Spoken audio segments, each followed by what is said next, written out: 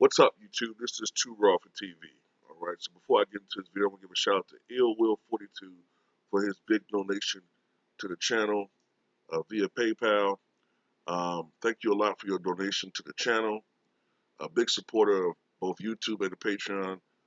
Much love and respect to you. You know what I'm saying? Um, Love corresponding with you guys on both forums. You guys give me a lot of good, interesting video ideas, and you know what I'm saying, you guys bring a lot of positivity and at times constructive criticism because we all need it from time to time, you know what I'm saying, to help to try to make this channel better. All right, so thank you, and thank everybody that supports me on both forums. All right, and if you want to show love to this channel, if you can, if you choose to, you can do so in the links provided in the description box below. Now, I want to talk about Dave Chappelle. All right, I wanted to talk about it yesterday. I didn't get around to doing it, but Dave Chappelle hosted Saturday Night Live. Now, what's significant about that, other than the fact that it's Dave Chappelle, is that Dave Chappelle was the first guest on Saturday Night Live the first weekend after the 2016 election. Um, a lot of people in the country were stunned at the results of the election. Dave Chappelle went on to say that he wasn't really particularly stunned because he knew this country. And so it's rather fitting. And that was a very successful show. One of the best shows. Matter of fact, when you think about it, in my opinion, the two best shows in Saturday Night Live over the last couple of years have been hosted by legends. Both, Dave Chappelle and Eddie Murphy last year. I think it was December, right? Around Christmas or something. So, you know, it makes sense. But Dave Chappelle once again hosted Saturday Night Live after an election. This time the result was, although much closer than anticipated, it was the result that many experts thought it would be Joe Biden coming out victorious. Now, as far as his performance is concerned, I didn't watch the entire show. When I watch Saturday Night Live, when I do watch it, I usually watch the cold opening, and I might watch the monologue, depending on who's hosting it. Might watch some of the earlier sketches. I'm not as into Saturday Night Live as I used to be.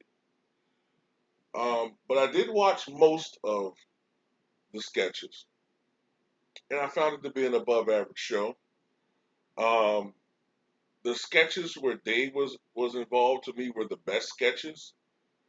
Um, I liked how it had a feel initially as the Chappelle show, whereas he would introduce a sketch rather than just being immediately in it. To me, the best sketch was the Aunt Jemima Uncle Ben sketch. You know what I'm saying? Because that kind of caught me by surprise. You know what I'm saying? Yeah, it was funny. You know what I'm saying? His monologue, hilarious.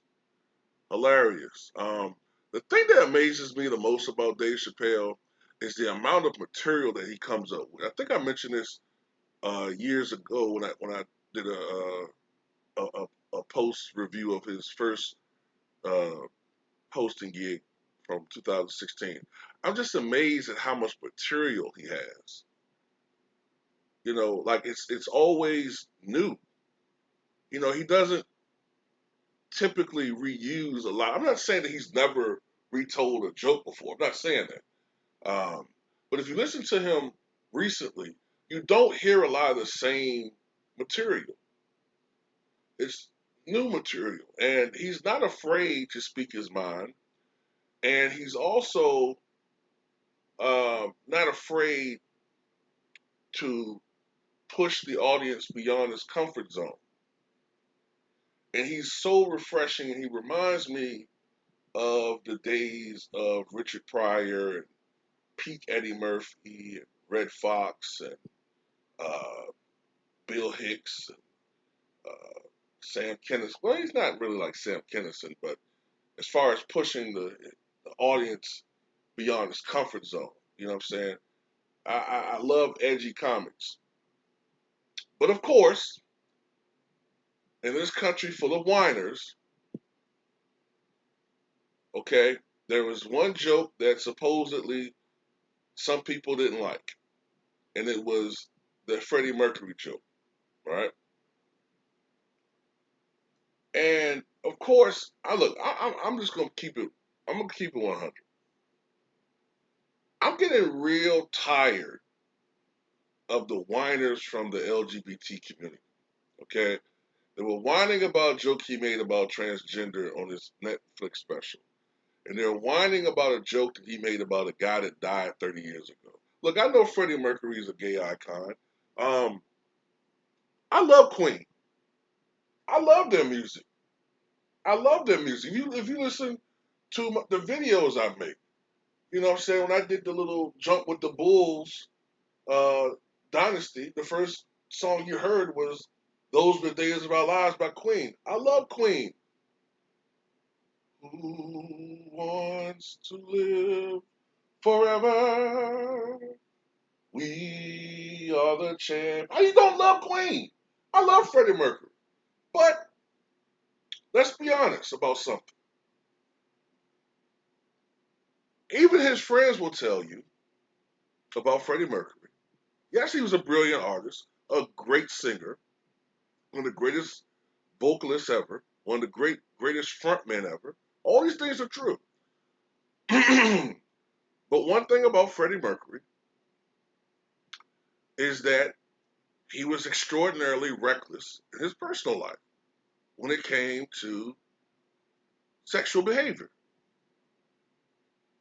This is a guy that would sleep with both men and women, have orgies, okay? Knowing that at that time, the gay community was disproportionately being affected by HIV and AIDS. And this is a guy, I'm not saying like sleeping with 7 or 8 people, limited to that. I mean, this guy, whenever he would go on tour, he would go to the gay club, go to the gay spots or whatever, and have sex with random men and some women. Okay, yeah, he's right. He is sort of like Dave Chappelle saying, comparing it to Trump. Wow, I wonder how you don't go around saying, "Hey, I wonder how he got that," because Donald Trump has been so reckless when it comes to the coronavirus, treating it almost like it doesn't exist or it's like the common cold. So you don't wonder how he got it. So I got the joke, okay? And it's not like Freddie Mercury passed away yesterday or a year ago. It's tragic the way he died. It is. We all know it's tragic. You know what I'm saying? It's terrible seeing how Freddie Mercury looked in that last video he did. Okay? But we have to be honest. Freddie Mercury brought it on himself. Now, unfortunately, I'm not saying, look, unfortunately, he passed away just as we were making advances in the treatment of HIV. Just 3 weeks before he passed away, 3 weeks before Freddie Mercury passed away, it was too late for him.